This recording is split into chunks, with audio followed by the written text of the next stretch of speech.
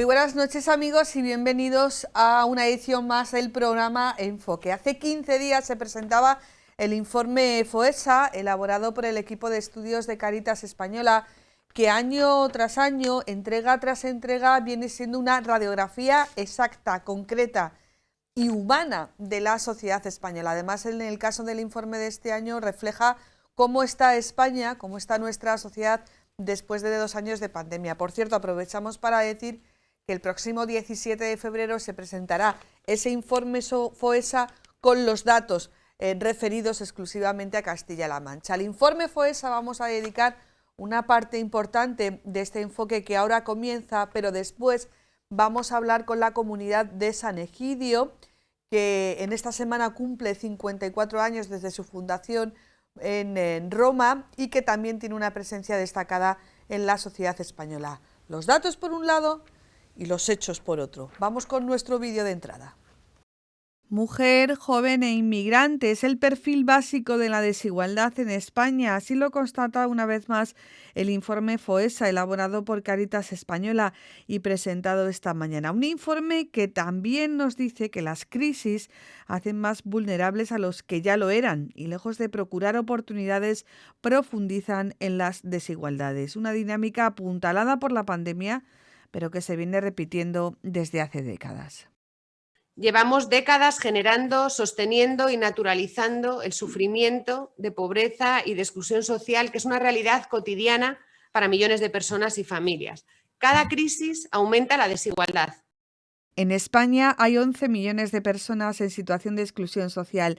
2 millones de ellas se han incorporado desde el año 2018. De esos 11 millones de personas, 6 millones están en una situación de exclusión social severa.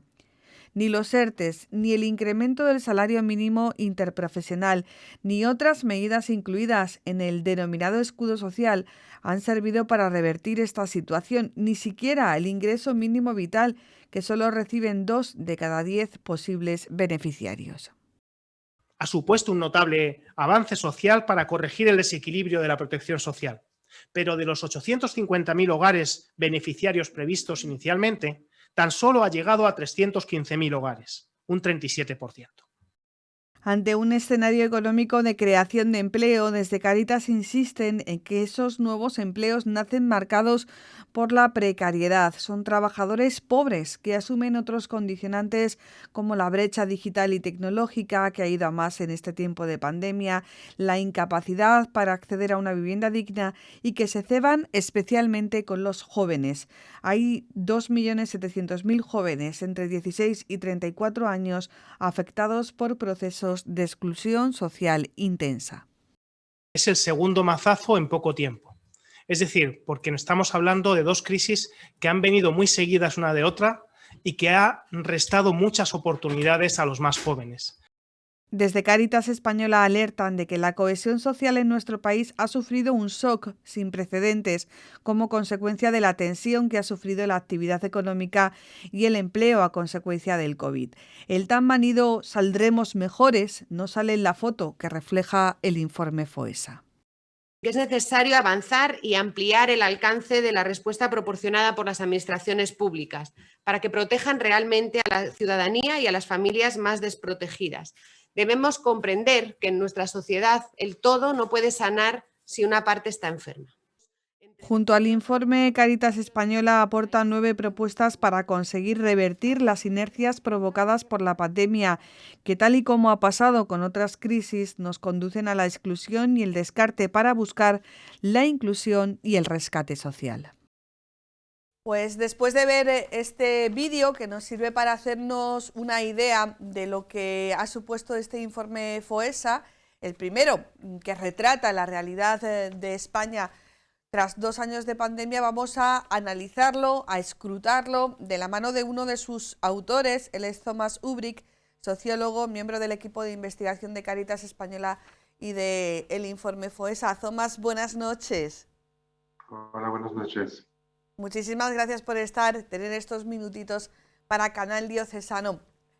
La pandemia ha sido algo más que una crisis sanitaria, ha sido una crisis económica, pero es una crisis social que no sé si tenemos vacuna, tratamiento para ella?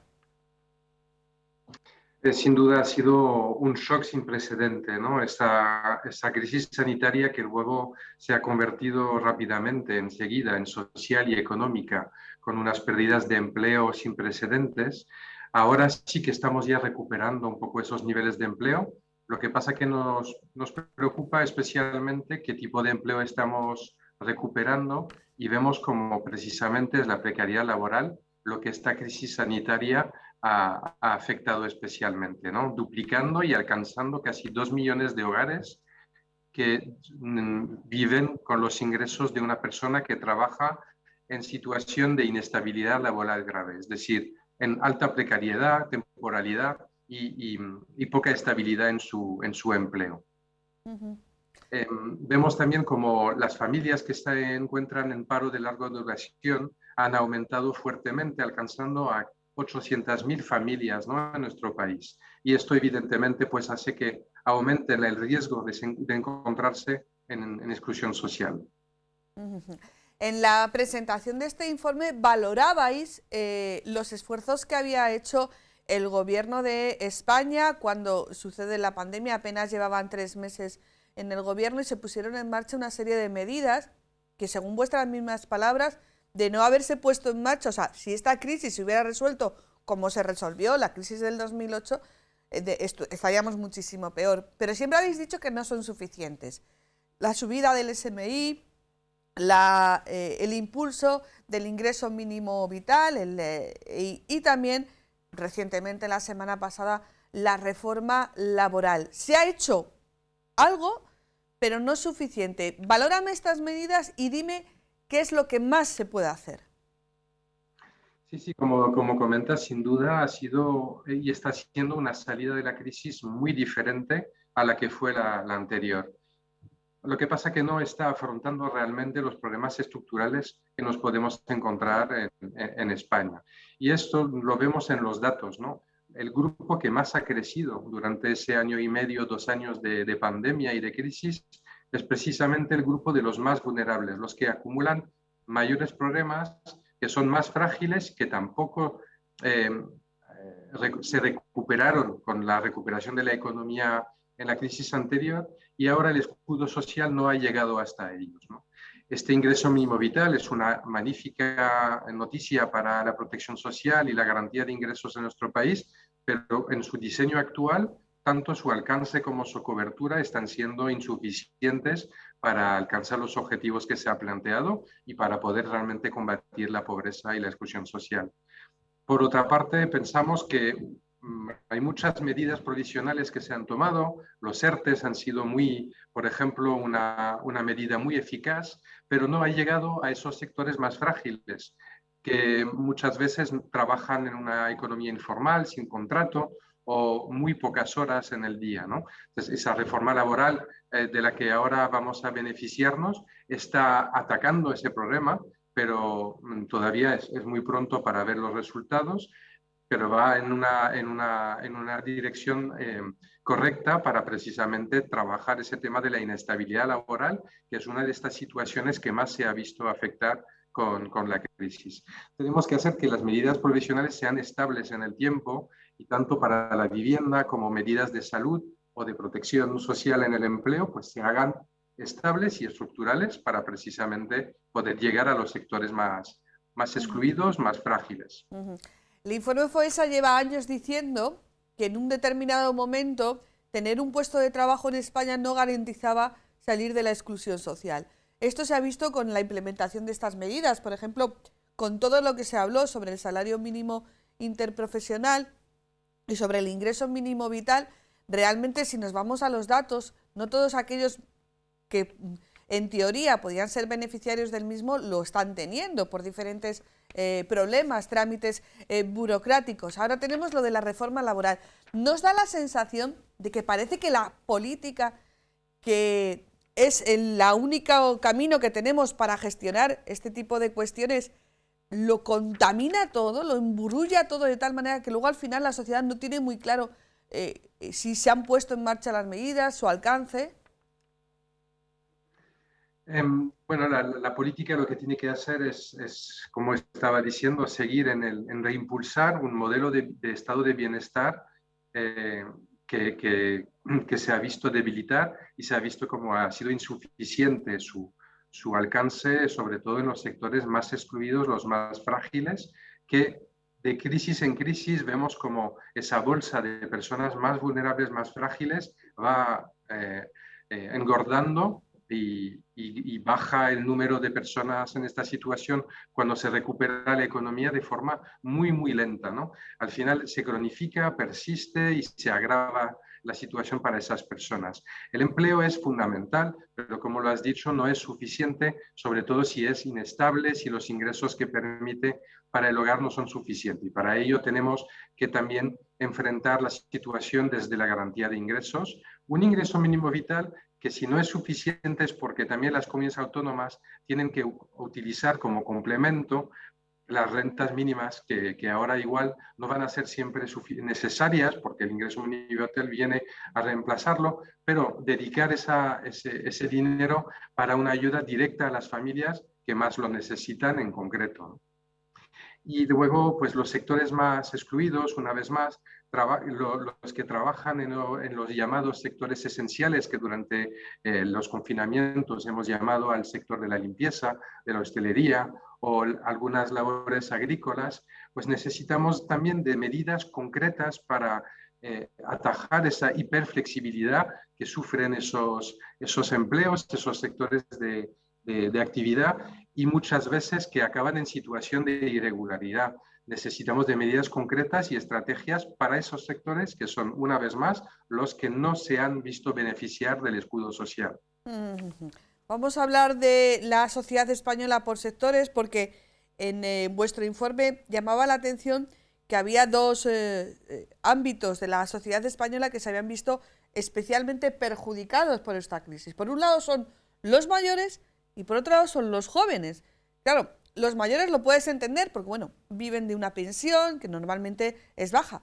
Pero claro, cuando dices que los jóvenes, un importante número de jóvenes, de porcentaje de jóvenes, están en riesgo de exclusión, es como decir, ojo, que te estás jugando el futuro de esta sociedad.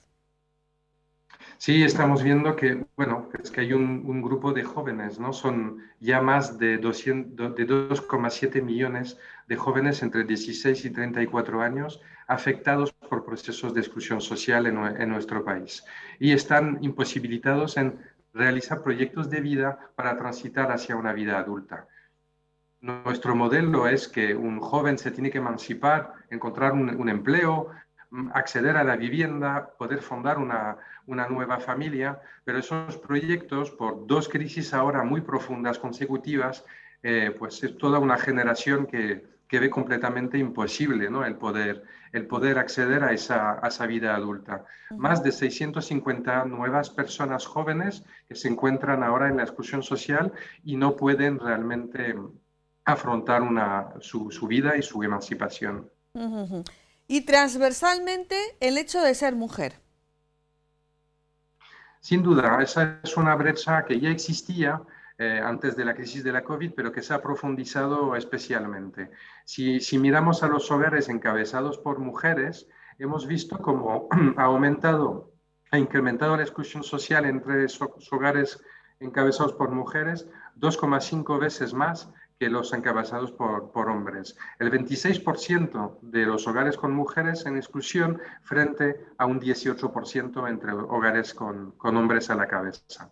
Claramente, por los sectores más feminizados, más precarios, donde trabajan muchas de las mujeres, por también temas de cómo se reparte todavía, ¿no?, las tareas dentro del hogar y que muchas veces es la mujer que decide no aceptar un trabajo para quedarse con el cuidado de los niños o de otras personas dependientes, hace que haya claramente profundizando la brecha de género durante esta crisis. Tomás, bueno, también está el tema de los inmigrantes, que tantas veces ha puesto Cáritas encima de la mesa. Los necesitamos, son necesarios. Luego hablaremos también de este tema con Tiscar Espigares, la representante de la comunidad de San Egidio en España. Pero claro, si jóvenes, mujer, inmigrante, ya son todos los factores para tenerlo muchísimo más difícil que, por ejemplo, un varón español de edad media. Sí, sí, como lo has dicho, es una realidad persistente de nuestro país que, por desgracia, tener un origen extranjero hace que aumente los factores que te llevan a la exclusión social. Pero no hay que olvidar, si miramos la distribución de la población en exclusión social en nuestro país, la mayor parte son precisamente hombres españoles eh, eh, que son los que más están en la exclusión social. Otra cosa es que por ser extranjero, por no tener una nacionalidad española, pues accedemos a peores empleos, podemos acceder a viviendas en peores condiciones y eso nos da, digamos, más papeletas para estar en una situación de vulnerabilidad y de exclusión social. Bueno, este es el retrato de la realidad, de la fotografía de la sociedad española tras 2 años de pandemia. Pero Cáritas y el informe FOESA no se queda ahí, en la denuncia necesaria, en la denuncia, sino que aporta propuestas, soluciones, alternativas, porque se pueden cambiar las cosas, porque hay algunos proyectos que ya están en marcha y que funcionan. Vamos a ir enumerándolos poco a poco. Tomás. Bueno, lo primero es que reconocer, como hemos dicho al inicio, de que muchas de las medidas provisionales que se han puesto en marcha con esta COVID, que nos propone una salida diferente de la crisis, un poco más enfocado a los más vulnerables, se tienen que mantener de manera estable, evidentemente con los ajustes de un periodo de estabilidad económica que ya llegará. Evidentemente necesitamos de un crecimiento económico, pero tenemos que estabilizar esas medidas, tanto desde la vivienda como de la salud, como del empleo y la protección social. Tenemos que mejorar la cobertura y el alcance del ingreso mínimo vital, como decía, complementando esa prestación social con las rentas mínimas a nivel autonómico, porque de por sí solo el IMV no puede ser suficiente. La vivienda es un problema realmente fuerte en nuestro país y que realmente representa una parte enorme del presupuesto de una familia y necesitamos pues de un empujón, de un complemento que nos permita abordar los gastos de la vivienda.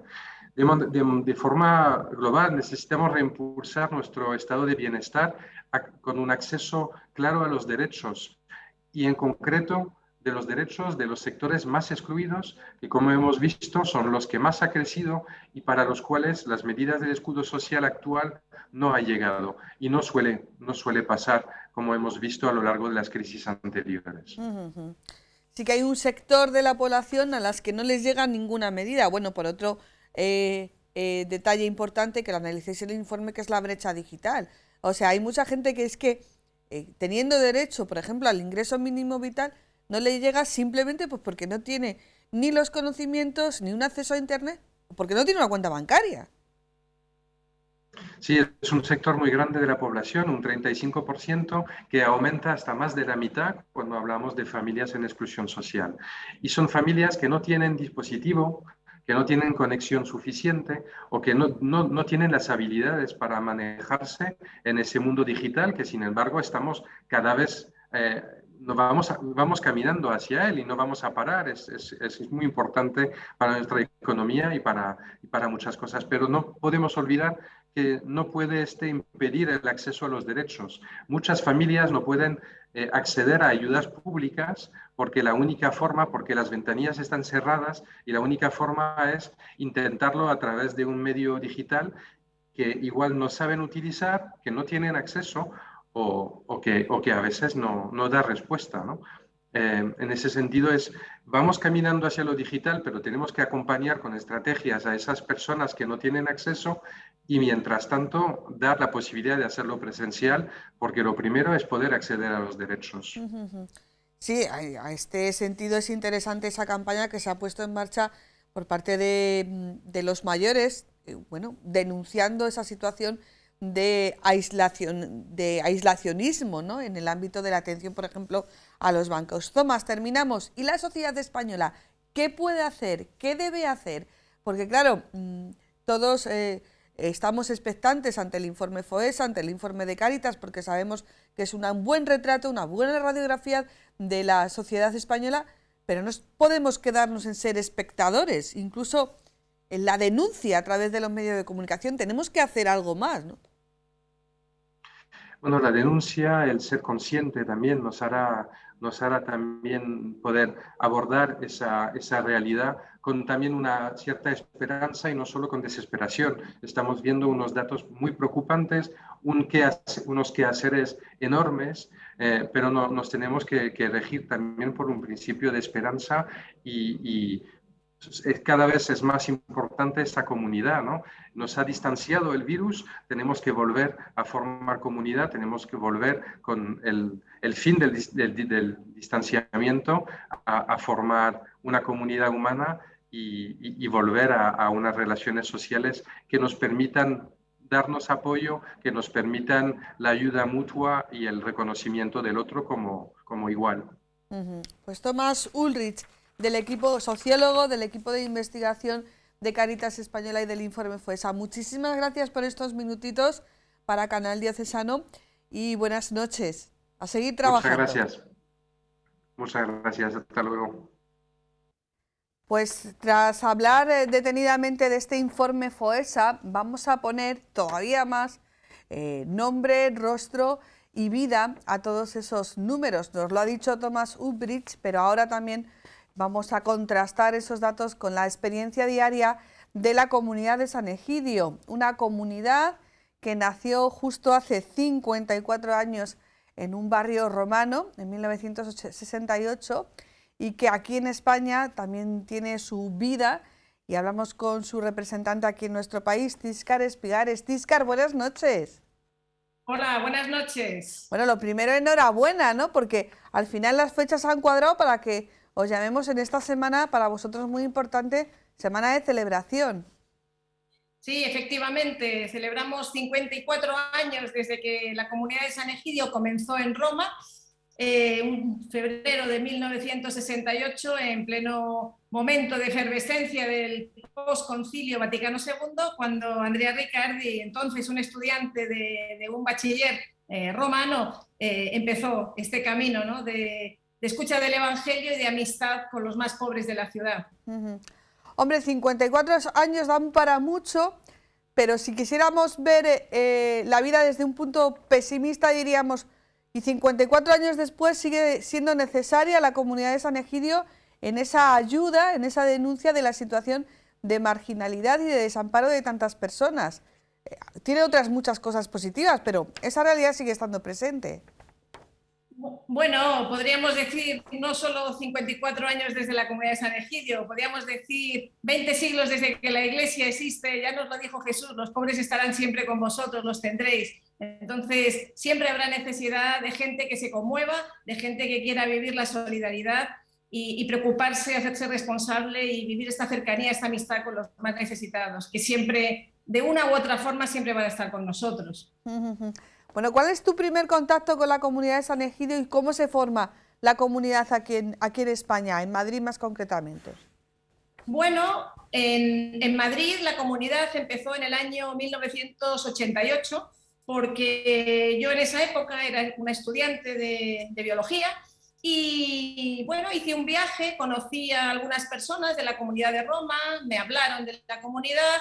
Posteriormente hice un viaje ex professo ya para conocer cómo era la vida de esa comunidad y aquella experiencia me enamoró, la experiencia de vivir el Evangelio de una manera muy sencilla, muy simple, viviendo la vida de cualquiera, con nuestro trabajo, nuestra vida civil, nuestras familias, pero a la vez de una forma muy comprometida y muy radical, ¿no? La sencillez y la radicalidad no están reñidas y me gustó esta manera tan auténtica de vivir el Evangelio.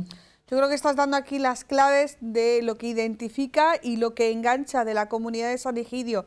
Vivir en la sociedad que nos ha tocado, cada uno desde su profesión, desde su vocación, soltero, casado, consagrado, y a su vez tener esa capacidad de transpirabilidad del Evangelio, ¿no?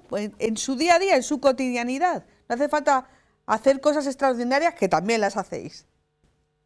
Sí, o sea, para nosotros porque después del concilio se hablaba como de dos visiones, ¿no? La vida más contemplativa o la vida más activa, ¿no? Pero para nosotros es como las dos caras de la misma moneda. Es como el pasaje del Evangelio de Lucas en el capítulo 10, que tenemos el pasaje de Marta y María y el buen samaritano. María, que a los pies de Jesús escuchaba lo que le decía, sus palabras, que es el momento de la oración, de la escucha del Evangelio, y por otro lado, la parábola del buen samaritano. Es decir, ¿quién es capaz de pararse en medio de su camino, detenerse ante el hombre medio muerto que se encuentra en el camino entre Jerusalén y Jericó, pero que son las calles, cualquier calle de cualquier ciudad del mundo, de cualquier continente del mundo? Pues es capaz de pararse el que tiene el corazón de carne, que se conmueve, que es el que escucha las palabras de Jesús que impiden que el corazón se endurezca. Entonces, son para nosotros dos realidades indisolubles, ¿no? No se entiende la una sin la otra, ni la acción sin la escucha del Evangelio, ni la escucha del Evangelio sin el amor por los pobres. Cuéntanos, ¿cómo fueron aquellos comienzos de la comunidad en Madrid y cómo han sido, has dicho desde el año 88, unos cuantos años? No llega a 40 años, 36. Exacto. Pues en Madrid comenzó la comunidad en un barrio de la periferia sur que se llama Pan Bendito, donde, bueno, nosotros sabíamos que era un barrio con muchos problemas, era un barrio de los más castigados por la droga en esa época, donde muchos niños habían perdido a sus padres y vivían, digamos, en la escuela de la calle, en la escuela de la violencia. Y allí, junto con mi grupo de amigos, cuando yo llegué de Roma y quise empezar con esto, se lo planteé a mis amigos y empezamos a ir a ese barrio y a hacer la Escuela de la Paz. La Escuela de la Paz, que es una escuela especial donde no solamente se aprenden las materias del colegio, las matemáticas, conocimiento del medio, lengua, etcétera, sino que sobre todo se aprende a ser hombres y mujeres de paz, a ser personas solidarias. Esto es muy bonito, ¿no? Que los niños de barrios marginales, los niños con problemas, para nosotros hay una máxima: nadie es tan pobre como para no poder hacer algo por otros, ¿no? Y siempre la solidaridad es una realidad que atraviesa todos nuestros servicios, ¿no? Y a los pobres también les ayudamos, les invitamos a ser solidarios, cada uno en su manera, ¿no? Y así empezó la comunidad en el año 88. Luego la comunidad ha crecido mucho, tenemos numerosos servicios, ayudamos a las personas sin hogar, ayudamos a los inmigrantes que llegan a España sin conocer el idioma y sin saber moverse, ayudamos a los ancianos, familias en situación de vulnerabilidad.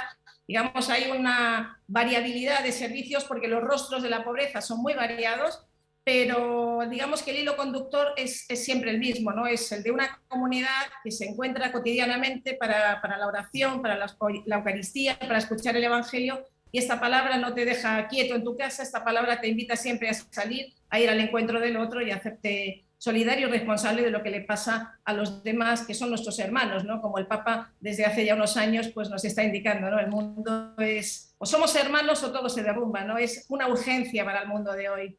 ¿Cómo es el compromiso de un miembro de la comunidad de San Egidio? ¿Es un compromiso formal? ¿Es un compromiso personal? ¿Es un compromiso de acudir tantos días a la semana? ¿Cómo es el compromiso? ¿Cómo lo entrenáis? Los miembros de la comunidad de San Egidio no hay, digamos, un procedimiento, ¿no? Como, no sé, como el hacer unos votos o algo así, ¿no? No hay una liturgia, una formalidad en este sentido, ¿no? Hay un compromiso que es del corazón, que es el único compromiso que vale, ¿no? Que es el compromiso que uno tiene que cada día renovar, en cada momento. Cada día cuando nos levantamos uno decide a dónde voy, a dónde no voy. Entonces la vida claro que esto es un camino de fe, donde cada uno va creciendo con la velocidad que cada uno, pues, en función de su situación personal, pues bueno, va dando pasos, ¿no? Adelante. Entonces, lo importante es que siempre hay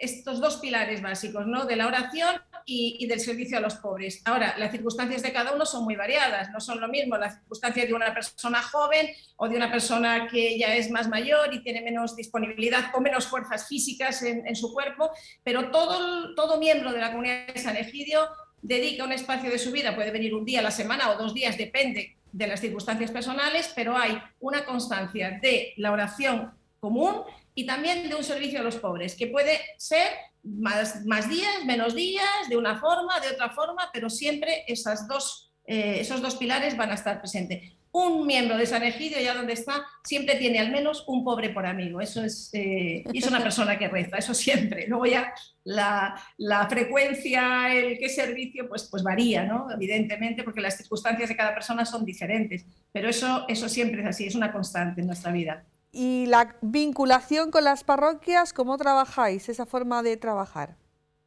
Bueno, no hay un modelo, o sea, nosotros tenemos la sede en Madrid, por ejemplo, en la iglesia de Nuestra Señora de las Maravillas, y desde allí trabajamos, digamos, en muchísimos barrios de Madrid y colaboramos con muchas parroquias donde hay muchas personas, miembros de la comunidad de San Egidio, que son personas que pertenecen a diferentes parroquias, o hay personas de otras parroquias que colaboran con nosotros en algunos servicios. O sea, hay mucha amistad y no hay un modelo único, pero efectivamente trabajamos, o sea, con mucha gente de buena voluntad, gente de parroquias, gente no de parroquias. O sea, se trata de tejer una red de solidaridad, como decía el Evangelio el otro domingo, de ser pescadores de hombres. Bueno, pues ser esa red de solidaridad que sabe sacar a flote, que sabe evitar que se hunda la vida de muchas personas que amenazan con venirse abajo. A pesar de llevar 54 años acompañando, trabajando por y para los pobres, sí que es verdad que a lo mejor no habéis tenido el reconocimiento público de los últimos años, sobre todo yo creo que a partir del papado del Papa Francisco, cuando a través de vosotros hemos empezado a conocer el término corredores humanitarios, cuando hemos oído hablar de la comunidad de San Egidio trabajando por esos corredores humanitarios para hacer llegar refugiados de otros países a Italia.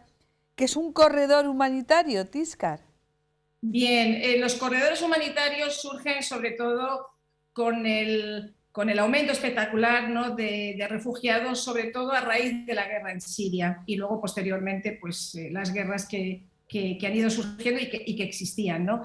O sea, hay una realidad, y es que Europa no puede permanecer indiferente al drama de la inmigración, al hecho de que el mar Mediterráneo se está convirtiendo en un cementerio donde pierden la vida miles y miles de personas. Entonces, la comunidad de San Egidio no quiso permanecer indiferente y lo que quisimos era encontrar la manera de que estas personas no tuvieran que jugarse la vida en el mar, no alimentasen estos negocios perversos de los traficantes de seres humanos, ¿no?, que cobran un montón de dinero a estas personas y las dejan en alta mar a la deriva, ¿no?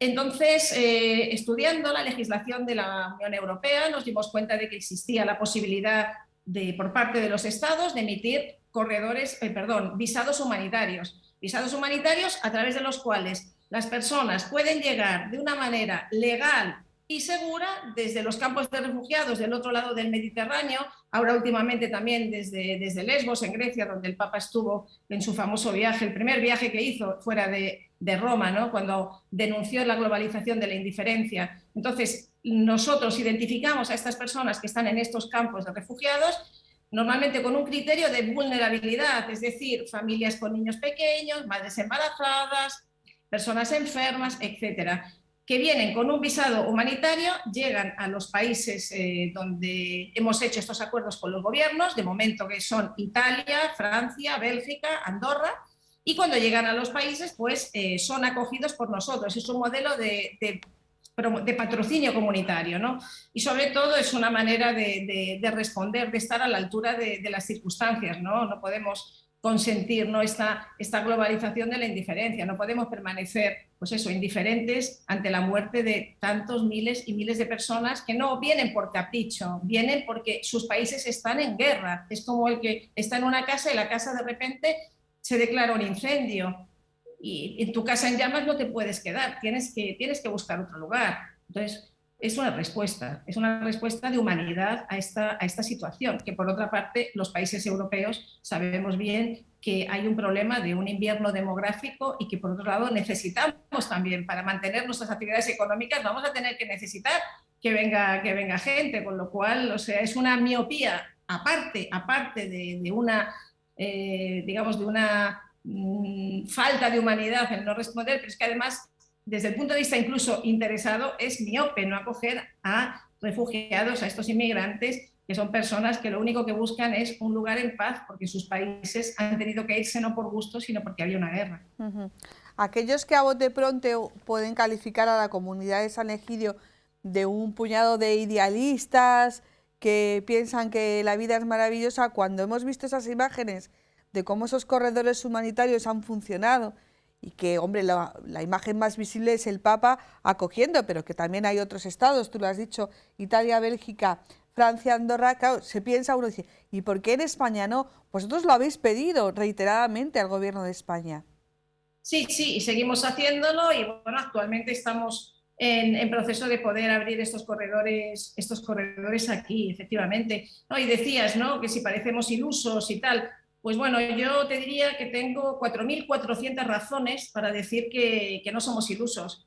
Y son 4.400 personas que han llegado ya a Europa a través de los corredores humanitarios y que se están integrando, porque se trata no solamente de traer de manera legal y segura, pero sobre todo de integrar. Y la garantía de integrar a una persona es pues, que son acogidos. Nosotros conocemos a las personas que van a venir en los lugares de origen y cuando llegan a estos países son acogidos por comunidades, ¿no? Comunidades que se hacen cargo, pues eso, de acompañar desde el día siguiente a una persona a hacer la compra para que sepa desenvolverse. Los niños van a la escuela, los mayores todos aprenden el idioma. O sea, es verdaderamente, por otra parte, un rejuvenecimiento de nuestras comunidades, ¿no? Es como un poner en movimiento unas energías de bien que muchas veces están dormidas, están